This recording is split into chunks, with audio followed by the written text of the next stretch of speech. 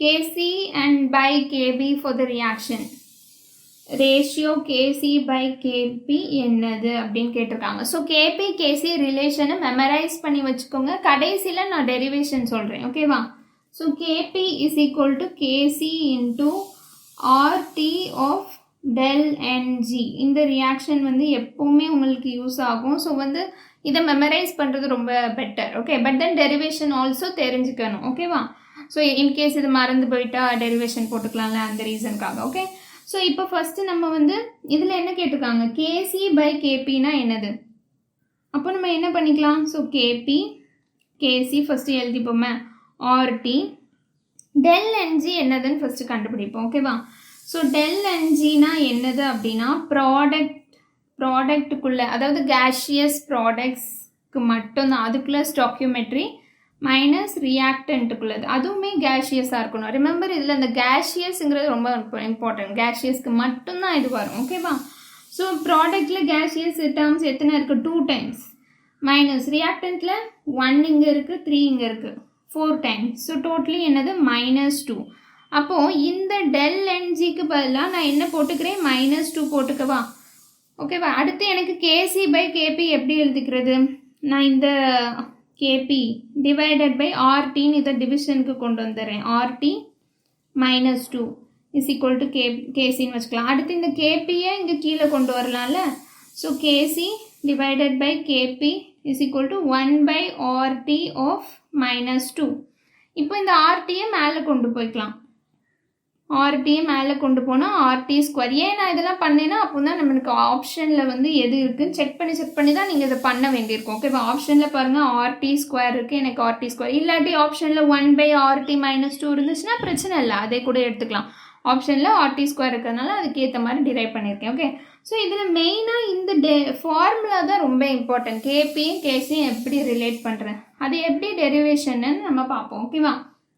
So consider ஏஏன்னு ஒன்று வச்சுக்கிட்டு பிபின்னு ஒன்று வச்சுட்டு சிசி கொடுக்குது ப்ளஸ் டிடி கொடுக்குதுன்னு வச்சுக்கோங்க. இப்போ ஃபஸ்ட்டு இதுக்கு வந்து கேபி எடுத்துக்கோங்க, ஓகேவா? ஏன்னா கேபி இஸ் ஈக்குவல் டு கேசின்னு, ஸோ ஃபஸ்ட்டு கேபி போட்டுக்கலாம்னு வச்சுப்போம், okay?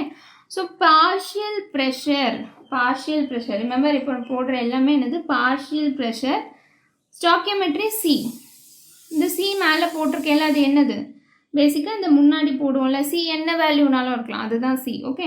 So partial pressure of D whole bar D, okay? Partial pressure of A whole bar A, partial pressure of B whole bar B, அப்படி தானா? So இப்படி first நீங்கள் எழுதிக்கோங்க. அப்புறமா நம்மளுக்கு PV is equal to NRT, ideal gas formula தெரியும்ல. இதில் வந்து நம்ம என்ன எழுதலாம்? P is equal to N by V ஆர்டின்னு எழுதலாமா? ஸோ என் பை வினா என்னது? நம்மளுக்கு தெரியும், concentration is equal to moles divided by volume in litre. So concentration is equal to N divided by V தானே? மோல்ஸ்னால் என்னது? என். வால்யூம்னா என்னது? V. So P is equal to CRT, okay? So pressure is equal to concentration into RT. So அதை தான் இதில் நம்ம substitute பண்ண போகிறோம். ப்ரெஷருக்கு பதிலாக நான் கான்சன்ட்ரேஷன் போட்டுட்டு அதுக்கப்புறமா என்ன போட போகிறேன்? ஆர்டி. அப்புறம் ஹோல் பார் என்னது? சி இருக்குது, அப்படி தான் நான் மேலே சி இருக்குல்ல, அதை ஹோல் பாரில் போட்டுருங்க. அதே இது கான்சன்ட்ரேஷன் இன்ட்டு கான்சன்ட்ரேஷன் நம்ம எப்படி எழுதலாம்? இதில் வந்து சின்னு எழுதியிருக்குமா, இதில் D, concentration of D into RT, அதுக்கப்புறமா ஹோல் பார் டி. இதில் concentration of A into RT, அப்புறம் whole bar A. Concentration of B into RT, அதுக்கப்புறமா ஹோல் பார் பி, ஓகேவா? ஸோ இதுதான் ஃபஸ்ட்டு நீங்கள் பண்ண போகிறீங்க, ஓகேவா? இந்த பிசிக்கு பதிலாக நான் எல்லாத்தையும் சிஆர்டின்னு உள்ளே சப்ஸ்டியூட் பண்ணியிருக்கேன். அப்புறம் ஹோல் பார் சிடி ஏபி போட்டு முடிச்சிட்டேன், ஓகேவா? இப்போ இந்த சிடியெல்லாம் தனியாக வச்சுட்டு ஆர்டியெல்லாம் தனியாக வைக்கலாம். சி தனியாக வைக்கலாம், சி பார் சி வரும், இதுதான் டி பார் டி வரும். உள்ள மல்டிப்ளை ஆகும்ல ரெண்டுமே. அப்புறம் ஏ பார் ஏ ஆகும், அப்புறம் பி பார் பி ஆகும். இது தனியாக வச்சுட்டு அடுத்து ஆர்டி என்னெல்லாம் இருக்குது? ஆர்டி வந்து சி இருக்குது, ஆர்டி வந்து டி இருக்குது, அப்புறம் ஆர்டி வந்து ஏ இருக்குது, அப்புறமா ஆர்டி வந்து பியும் இருக்குது. இந்த ஆர்டி எல்லாம் நம்ம இதே இது அப்படியே வரும்ல, ரிட்டன் அதே இதை எழுதிட்டு ஆர்டி மேலே என்னது? சி ப்ளஸ் டி, கீழேருந்து ஏ அண்ட் பி எப்படி போகும்? மைனஸ் ஏ ப்ளஸ் பி கீழே உள்ளது ஏ ப்ளஸ் பி இருக்கும், அது மேலே போச்சுல மைனஸ். ஸோ இதை தான் நம்ம என்ன சொல்கிறோம், ப்ராடக்ட்.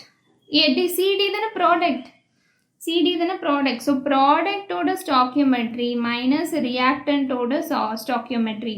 ஸோ ஆர்டி என்னது, டெல் என்ஜி. டெல் என்ஜினா nothing but product, gaseous product, reactant gas. அதுக்கப்புறம் இங்கே வந்து கான்சன்ட்ரேஷன் டேர்ம் அப்படியே வரும். ஸோ ஓகேவா. ஸோ கான்சன்ட்ரேஷன் டேர்மை நம்ம எப்படி எழுதலாம், கேசின்னு எழுதிக்கலாமா. So KP is equal to KC into RT del NG, அவ்வளோதான். ஓகேவா. ஸோ இந்த ஃபார்முலா ரொம்ப இம்பார்ட்டன்ட். ஓகே, அப்புறம் உங்களுக்கு கொஸ்டின்ஸ் பிக் ஆன்சரில் வந்து டெரிவேஷன் கூட கேட்பாங்க. Okay, thank you.